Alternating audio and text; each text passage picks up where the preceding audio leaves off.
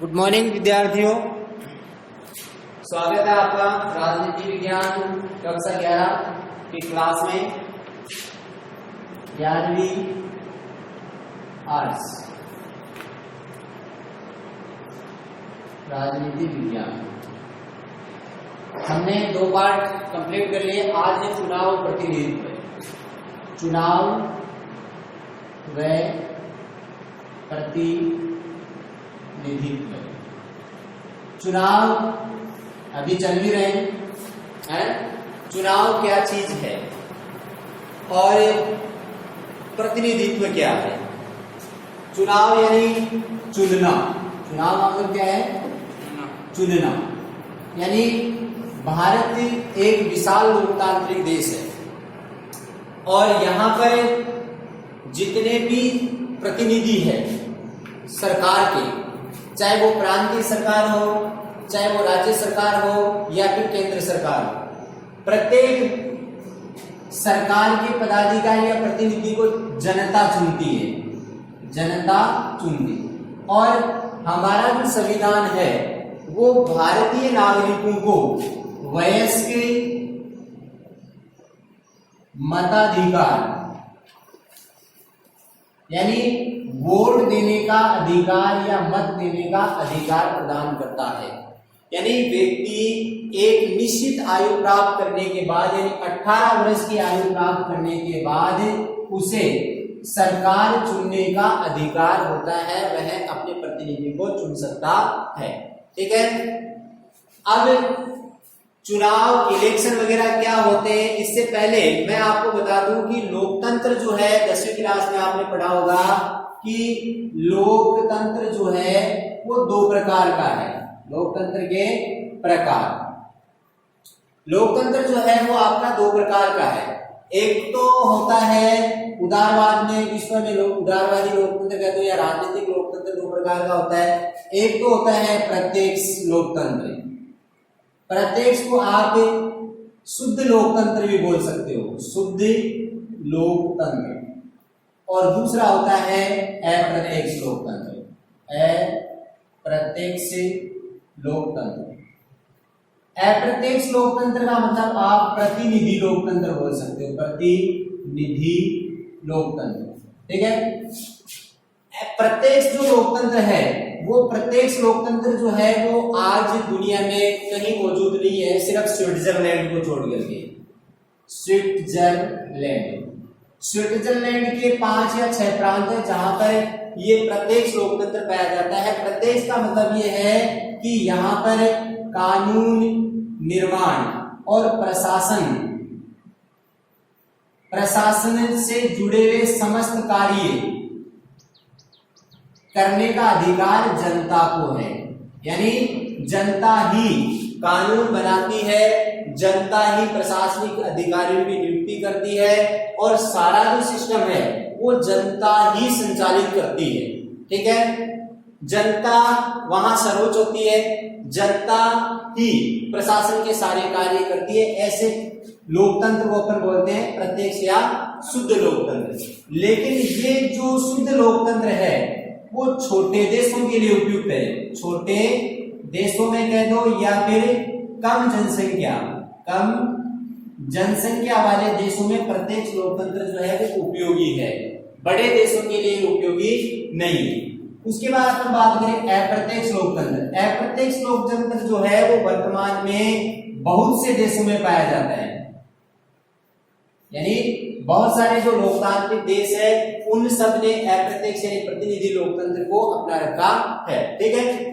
अप्रत्यक्ष लोकतंत्र किसे कहते हैं? अप्रत्यक्ष लोकतंत्र का मतलब ये है कि यहाँ पर ये जो कानून बनाने का कार्य है या फिर प्रशासन संबंधी कार्य है या नियुक्तियों के संबंध में कोई कार्य है, ये जनता न करके कौन करते हैं? जनता द्वारा चुने हुए प्रतिनिधि करते हैं। यानी जनता स्वयं इन कार्यों में भागीदारी नहीं लेती है, बल्कि जनता क्या करती है? अपने प्रतिनिधि चुन देती है। जैसे विधायक चुन दिया, सरपंच चुन दिया, इसके अलावा जैसे सांसद को चुन दिया, ये जनता चुनती है, ठीक है। प्रधानमंत्री का चुनाव कर दिया, तो जनता ने अपने प्रतिनिधि को चुन करके संसद में या विधानसभा में भेज दिया।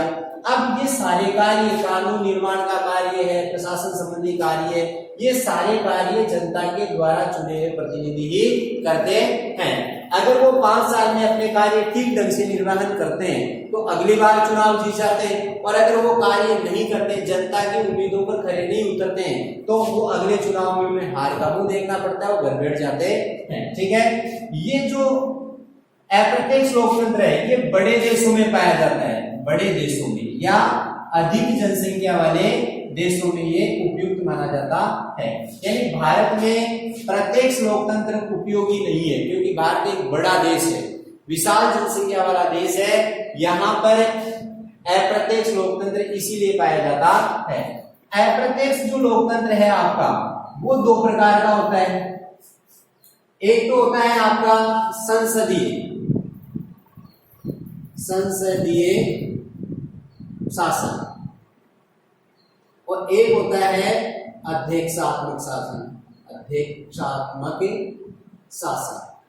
संसदीय शासन का मतलब है जहां संसद ही सर्वोच्च होती है, संसद जहां सर्वोच्च होती है, यानी शासन की समस्त शक्तियां जहां संसद के हाथों में निहित होती है, ऐसी शासन व्यवस्था को अपन क्या कहते हैं? संसदीय शासन प्रणाली कहते हैं। और दूसरी है अध्यक्षात्मक शासन प्रणाली, यानी एक ऐसी शासन प्रणाली जिसमें शासन के समस्त कार्य अध्यक्ष या फिर राष्ट्रपति के द्वारा संचालित किए जाते हैं। ऐसी शासन व्यवस्था को अपन बोलते हैं अध्यक्षात्मक शासन प्रणाली। जैसे कि अमेरिका में राष्ट्रपति ही सर्वोच्च माना जाता है, तो अमेरिका में सर्वोच्च अध्यक्षात्मक शासन प्रणाली है। भारत है, ब्रिटेन है, रूस है, फ्रांस है, इन देशों में जनता के द्वारा चुने हुए यानी संसद ही सर्वोच्च होती है, वहां पर संसदीय शासन प्रणाली है। यानी लोकतंत्र 2 प्रकार का होता है, प्रत्यक्ष लोकतंत्र और अप्रत्यक्ष लोकतंत्र, ठीक है। दोनों के बीच अंतर आपने देख लिया। अब जो प्रत्यक्ष लोकतंत्र है उसमें नागरिक जो है दिन रात के कार्य, स्वयं दिन रात कार्यों में सरकार चलाने में सीधी, मैंने बताया अभी आपको कि प्रत्यक्ष लोकतंत्र में सभी कार्य शासन के कौन करती है? जनता ही करती है। और ये प्राचीन काल में कहाँ पाया जाता था? स्विट्जरलैंड में पाया जाता था, यानी यूनान के नगर राज्यों में प्रत्यक्ष लोकतंत्र पाया जाता था। हमारे भारत देश में ग्राम सभा प्रत्यक्ष लोकतंत्र की एक महत्वपूर्ण इकाई है, ठीक है, क्योंकि ग्राम सभा में सारे कार्य जनता प्रत्यक्ष रूप से उसमें भागीदार बनती है। ग्राम सभा की मीटिंग होती है तो उस मीटिंग में सारे गांव के लोग आते हैं जिनकी आयु 18 वर्ष होती है, और वो अपने अपने कार्य बताती है। जैसे कि शासन में जनता स्वयं भागीदारी ग्राम पंचायत में ही देखने को मिलती है, ऊपर के स्तर में ऐसा नहीं पाया जाता है। अब बात करें अप्रत्यक्ष लोकतंत्र की। अप्रत्यक्ष लोकतंत्र में लोग स्वयं शासन का हिस्सा नहीं होते। अभी मैंने बताया कि अप्रत्यक्ष लोकतंत्र में कानून बनाना, प्रशासन संबंधी कार्य, सारे कार्य कौन करती है? जनता नहीं करती, बल्कि जनता के द्वारा चुने हुए प्रतिनिधि करते हैं, ठीक है। अतः हम कह सकते हैं कि भारत में अप्रत्यक्ष लोकतंत्र पाया जाता है। एक लोकतांत्रिक देश का संविधान चुनाव के लिए कुछ मूलभूत नियम बनाता है। एक लोकतांत्रिक देश का संविधान चुनाव कैसे होंगे इसके लिए कुछ नियम बनाएगा। इस संबंध में विस्तृत जो नियम है उनमें बनाने का काम कौन करती है? संसद करती है। यानी चुनाव कैसे होंगे, प्रतिनिधि कैसे चुने जाएंगे, ये सारे कार्य, कानून और नियम बनाने का काम कौन करती है? संसद। और संसद इस कामों को अलग अलग संस्थाओं को सौंप देती है। इसके बाद लोकतांत्रिक चुनाव में जनता वोट देती है और उनकी इच्छा ही यह तय करती है कि कौन चुनाव जीतेगा। यानी प्रत्येक नागरिक को वैध मताधिकार के आधार पर वोट देने का अधिकार है। चुनाव में जनता ही तय करती है कि किस व्यक्ति को जिताना है और किस व्यक्ति को हरवाना है, ठीक है। भारत के संविधान में 2 प्रकार की निर्वाचन प्रणाली पाई जाती है, ठीक है। भारतीय संविधान में निर्वाचन प्रणाली 2 प्रकार की है, निर्वाचन निर्वाचन का मतलब चुनाव ही होता है। निर्वाचन प्रणाली के प्रकार। भारत में निर्वाचन प्रणाली के दो प्रकार हैं, यानी भारतीय संविधान में निर्वाचन प्रणाली दो प्रकार की है। एक तो सर्वाधिक मतों से जीतने वाली प्रणाली, सर्वाधिक मतों से जीतने वाली प्रणाली, और दूसरी प्रणाली है आपकी, वो है समानुपाती प्रतिनिधि, समानुपातिक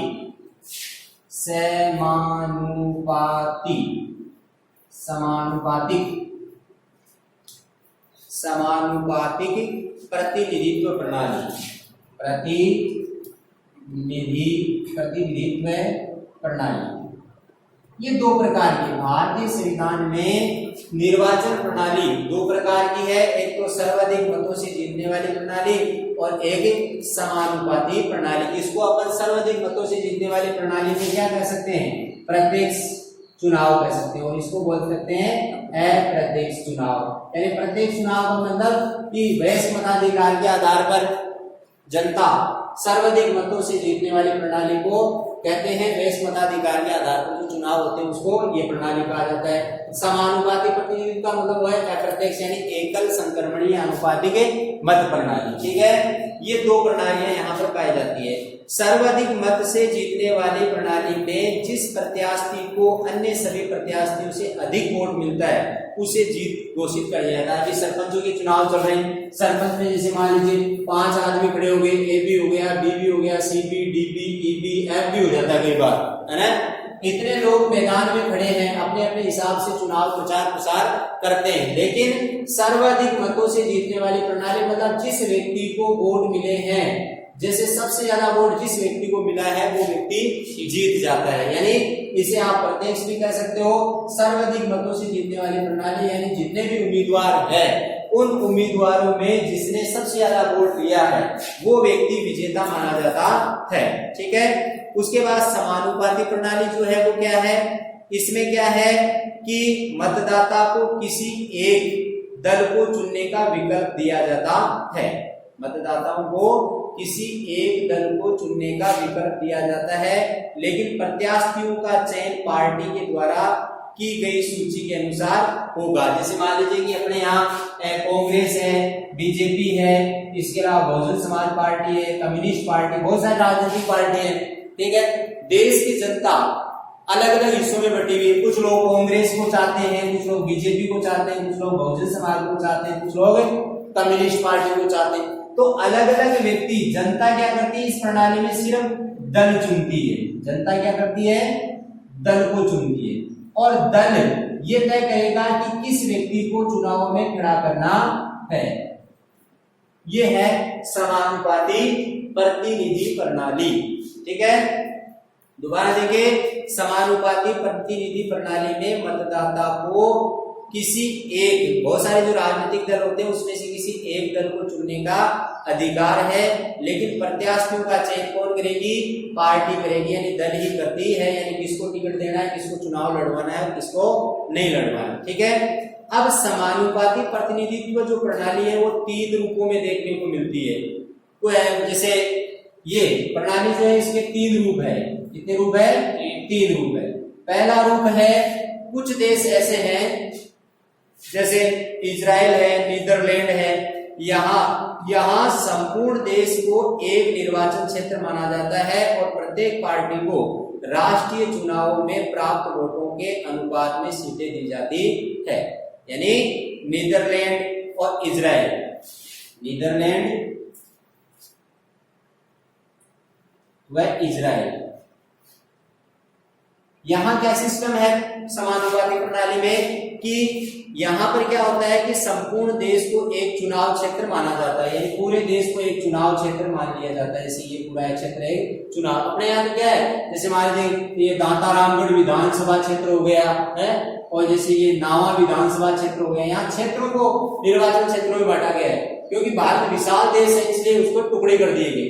लेकिन ये छोटे देश है तो पूरे कितनी जनसंख्या है, अपने भारत के किसी एक राज्य के बराबर जनसंख्या, क्षेत्रफल भी उतना ही है, तो पूरे देश को ही एक निर्वाचन क्षेत्र के रूप में बदल दिया जाता है। उसके बाद क्या होता है, प्रत्येक पार्टी को राष्ट्रीय चुनाव में प्राप्त वोटों के अनुपात में सीटें दी जाती है। प्रत्येक पार्टी को राष्ट्रीय चुनाव में प्राप्त वोट के अनुपात में, जैसे पार्टियां मान लो नीदरलैंड में जैसे ए है, बी है, सी और डी पार्टी है, 4 पार्टियां हैं, यानी संपूर्ण देश को तो एक निर्वाचन क्षेत्र बना दिया गया, ठीक है। अब इस पूरे देश में ये 4 पार्टियां चुनाव लड़ रही है। अब कौन सी पार्टी कितने कैंडिडेट उतारेगी मैदान में, यह तय होता है कि पिछले चुनाव में उस पार्टी को कितने वोट मिले, उसके अनुपात में इन्हें अपने कैंडिडेट खड़े करने की अनुमति होती है। यानी समानुपाती प्रणाली में 3 चीजें हैं, जैसे नीदरलैंड है, आयरलैंड जैसे देशों को वहां क्या किया जाता है, पूरे देश को एक निर्वाचन क्षेत्र में बदल दिया जाता है, और वहां पे कौन सी पार्टी कितने व्यक्तियों से चुनाव लड़वाएगी यह तय होता है कि पिछले बार जो वोट हुआ उसमें उस पार्टी ने कितने मत प्राप्त किए थे, उसके आधार पर उन्हें सीटों का आवंटन किया जाता है। दूसरा स्वरूप इसका क्या है, अर्जेंटीना और पुर्तगाल में देखने को मिलता है। अर्जेंटीना और पुर्तगाल ये यूरोप के देश है। यहां क्या है, यहां समानुपाती प्रणाली में क्या होता है, संपूर्ण देश को बहुसदस्यीय निर्वाचन क्षेत्र में बांट दिया जाता है। संपूर्ण देश को बहुसदस्यीय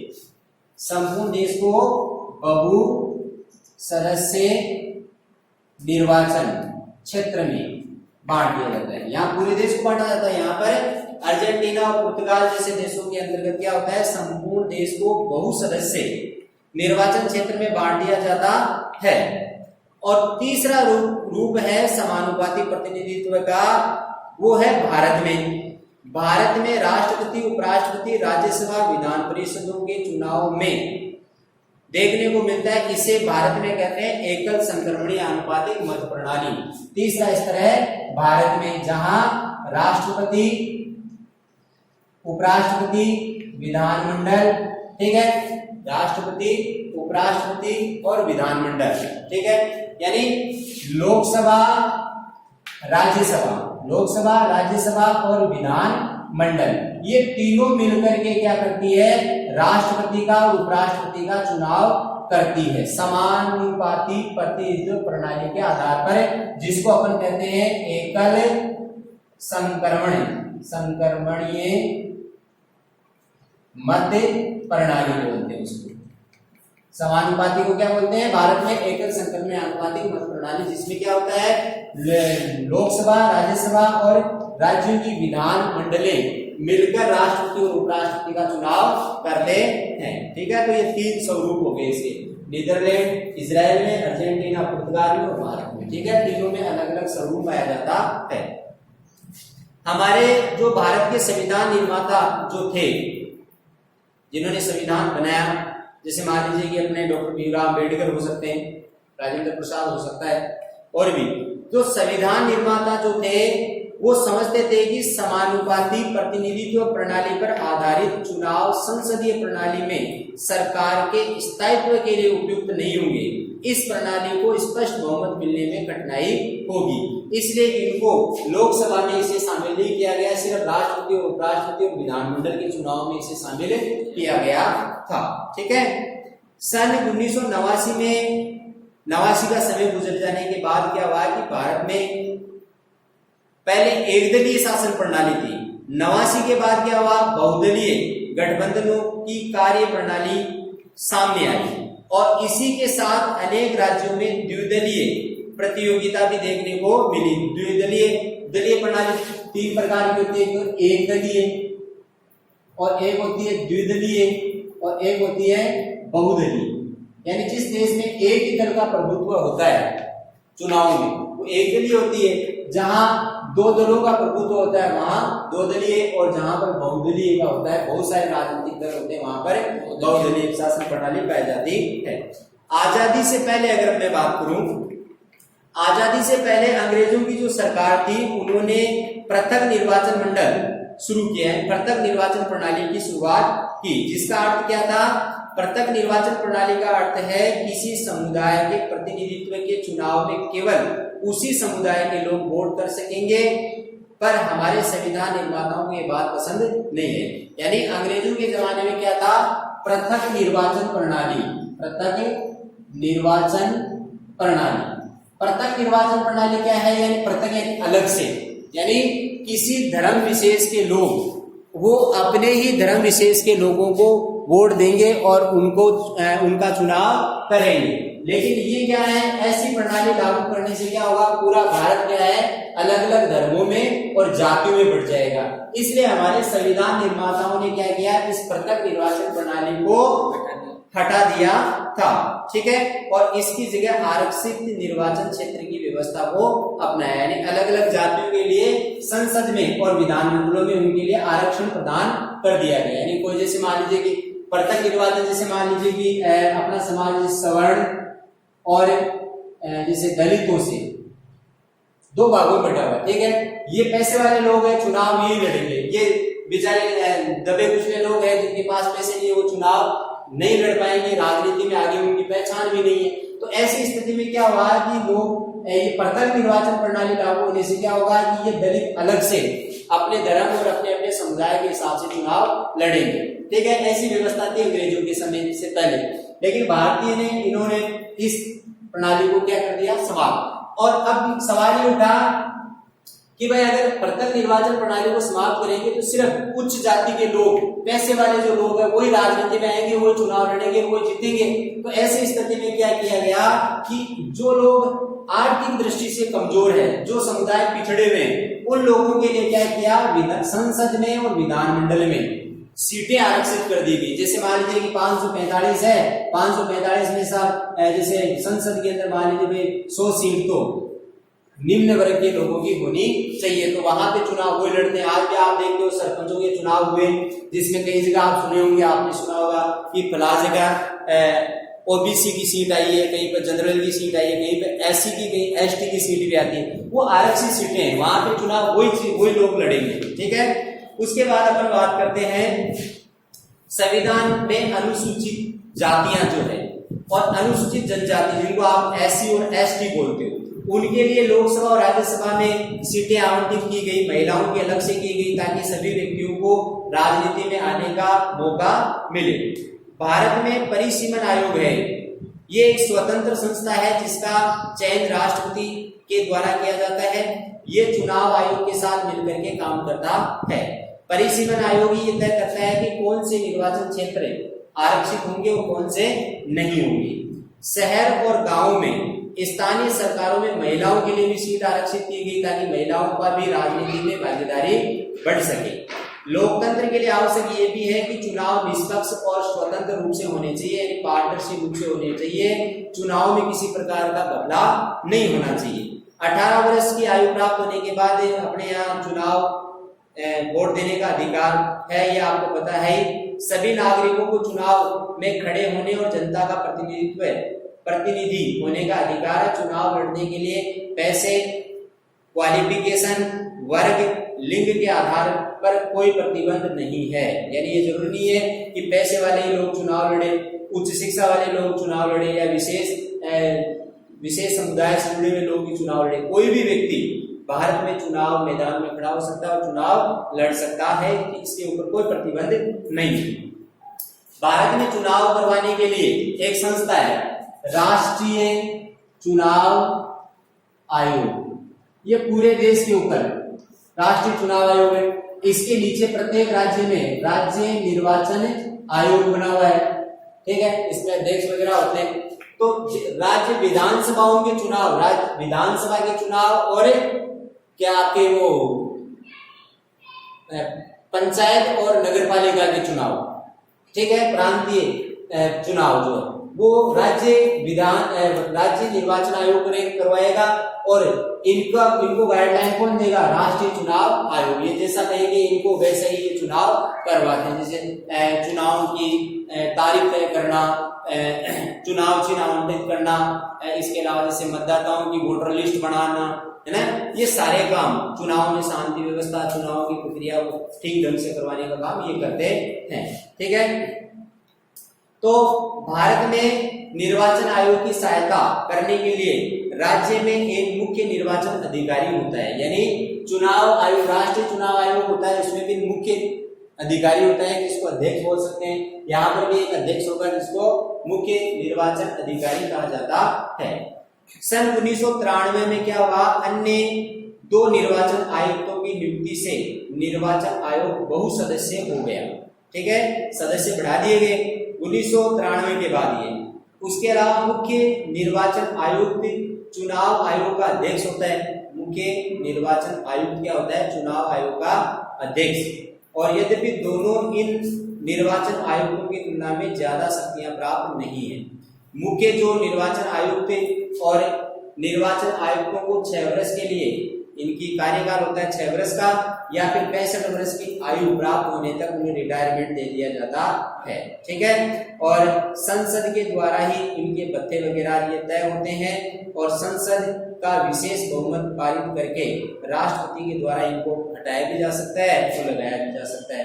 अब निर्वाचन आयोग का कार्य क्या है? मैंने अभी बताया आपको, निर्वाचन आयोग का कार्य से मतदाता सूची तैयार करवाना है, चुनाव का समय और कार्यक्रम तय करना है, निष्पक्ष चुनाव करवाना है, राजनीतिक दलों को मान्यता देना है। ये सब काम किसका है? निर्वाचन आयोग का है। अनेक चुनाव सुधार के पश्चात आज निर्वाचन आयोग अधिक स्वतंत्र और अधिक शक्तिशाली है। आज अपने भारत का देखें तो निर्वाचन आयोग जो चुनाव करवाता है मजबूत है, वो शक्तिशाली है क्योंकि वो स्वतंत्र है। ठीक है, चुनाव की प्रक्रिया में सुधार के अनेक बार प्रयत्न किए गए, जैसे संसद और विधान सभाओं में 1/3 सीटों पर महिलाओं को चुनने के लिए भी एक प्रयास था। फौजदारी के मामले चलते किसी भी चुनाव को रोका जा सकता है। यानी किसी व्यक्ति का अगर मान लीजिए अपराधी प्रवृत्ति का व्यक्ति, उसके ऊपर केस लगा हुआ है तो वो व्यक्ति चुनाव नहीं लड़ सकता। ये भी ताजा ही नियम बना है। यानी निर्वाचन आयोग ने चुनाव को स्वतंत्र और निष्पक्ष बनाने के लिए या इस संस्था को मजबूत बनाने के लिए सबसे पहले लोकसभा, राज्यसभा और विधानमंडलों में 33% महिलाओं को आरक्षण दिया है। इसके अलावा जो अपराधी प्रवृत्ति के लोग हैं उनके ऊपर चुनाव लड़ने पर रोक लगाई गई है।